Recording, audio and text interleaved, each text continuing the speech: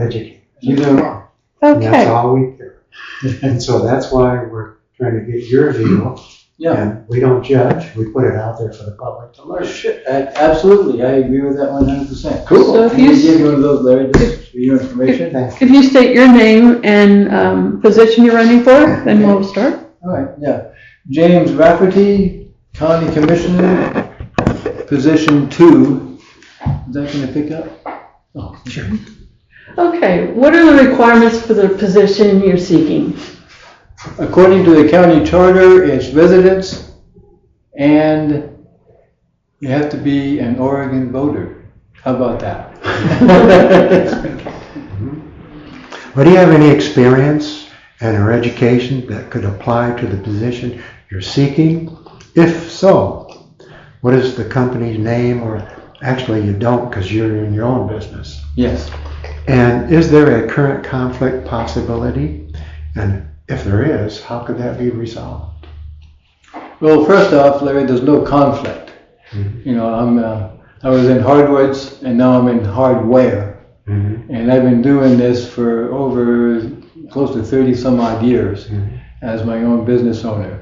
So I'm very well versed in finances and public relations. Yes, sir. Okay. What do you believe are the most relevant issues currently facing the county right now? What would be your 6-month plan to tackle those? Well, my issues are probably a little bit different than anybody else's because I feel the first issue is the growth of government. Right now, the government is out of control, including Josephine County government. And you want me to give the answer to how I'd address that? As I go? Or how Okay, yeah. would tackle it in the first 6 months? Okay. Well, it would be the first day, basically. What I would do is I would inform, no, that's not the right word. I would ask or propose to the Board of County Commissioners to take a voluntary pay cut. The county charter is designated by saying $30,000 a year, including benefits. And because of some legal paraphernalia going on, that has been excused as a administrative function rather than a county charter type function, which I really don't agree with. You know, I would run for this office without any pay because I believe that we need to serve the citizens of Josephine County and the residents, of course, because not all citizens are voters. So, and the next question was? How would you interact with other elected officials, both the city and the county, to achieve positive results for both, even if you disagree with their positions? Well, I'm an unbiased candidate, if you want to call it that. I'm a Constitution Party member. I'm not either Democrat or Republican or whatever else. There's a whole list of them. But I'm a Constitution Party not candidate, but member. I'm very congenial, and I would work well with both county as well as city, although I hadn't considered city, but I guess that's a good question, because they do intertwine, I'm sure, including Cave Junction. So I would, I feel that I'm very congenial, and I can do that very easily because I'm so congenial. Okay. How will you learn what's important to the citizens of Josephine County, and how will you communicate with them? Conversely, how do you prefer them to contact you? Wow, that's my platform right there. My platform is based on I'm going to use the word offer the citizens of Josephine County more of an opportunity to communicate with county government, particularly the Board of County Commissioners. And the way I would go about that is basically twofold. The first thing I would suggest the county commissioners to do is to start holding their evening meetings in 2 locations, one north, one south. One would be Wolf Creek would be my proposal, and Cave Junction like they used to do out there. The other part of this question is more in depth. I would then suggest to the county commissioners that a commissioner would go out into the area, out into the county, and I would suggest using the precinct map to determine the locations of these, what I'm going to call town hall meetings, or as you want to say, gripe sessions. So that is something brand new. I thought about this years ago. I ran in 06, and I was going to bring it up then, but I didn't get far enough to do that. And I'm a little bit wiser now, so now I know I can bring things up, even though I may not be elected, although that's the goal, to be elected. If a debate were arranged for you, would you be willing to attend and participate in a debate? Absolutely. Good. Yes.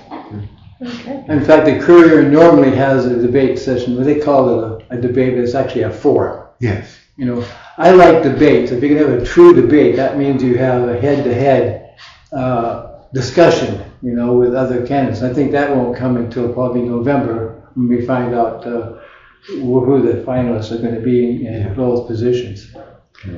Okay. Is there anything else you would like to tell the voters before we conclude our interview? Oh, that's going to be it. Yes, do you have an hour?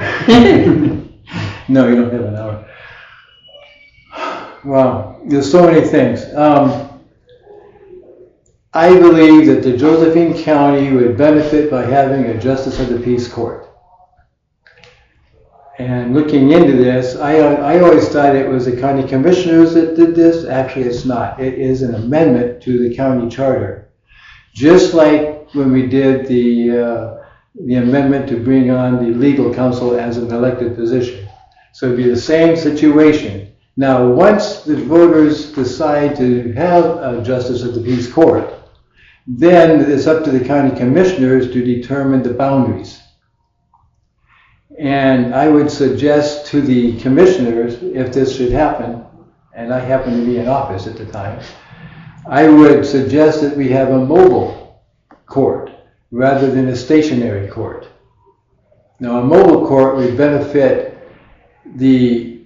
I'm going to use the word violators, or the people that want to utilize the court for other reasons, to address a certain issue that they may have with their neighbor or whatever. So that would be not top of the list, but that was pretty close to the top of the list. I'd suggest or recommend to the voters now, because the county commissioners can't do this. It has to be an amendment to the charter.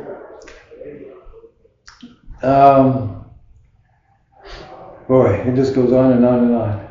I am proposing to, and I'm going to take the lead on this as a candidate, proposing that the candidates do have a background check done on themselves and published, as well as a drug and alcohol test, mainly the drug test, because everybody goes out and has a drink or two.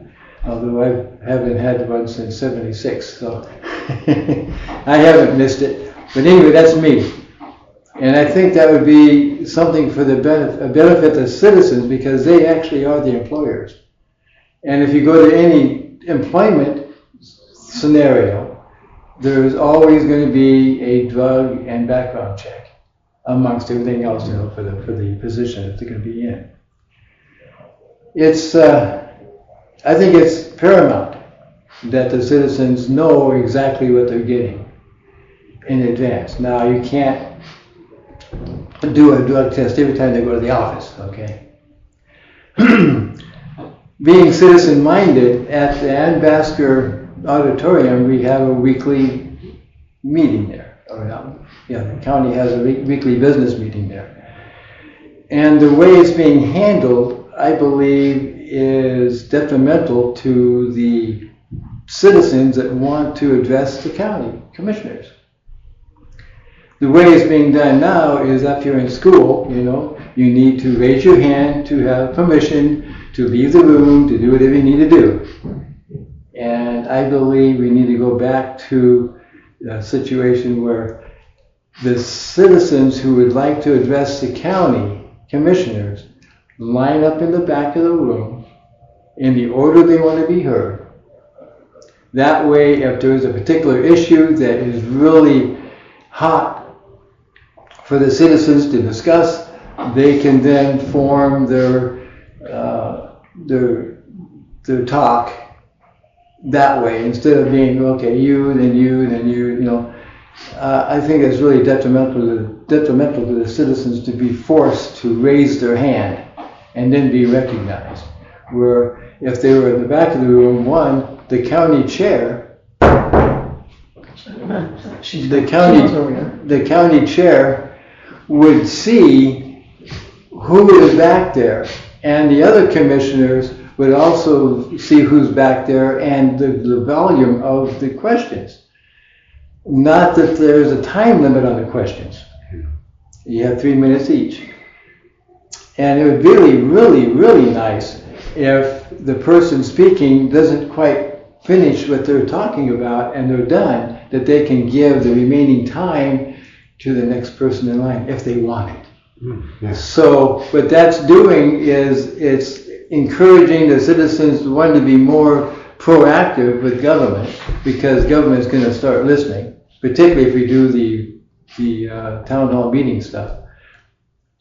It's just, I think it's just an idea to encourage rather than to discourage participation.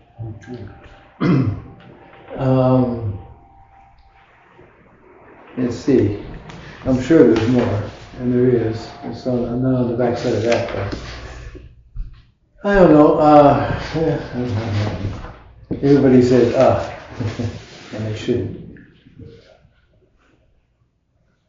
Well, the purpose, the reason for me to run for this position is a little complicated. One, I want to be a servant to the people and serve in a moral, ethical, faithful way of serving the county and its citizens. The other thing is, I would like to, and I lost my train of thought. It's not your fault. Well, I guess that's about it. So Yeah. just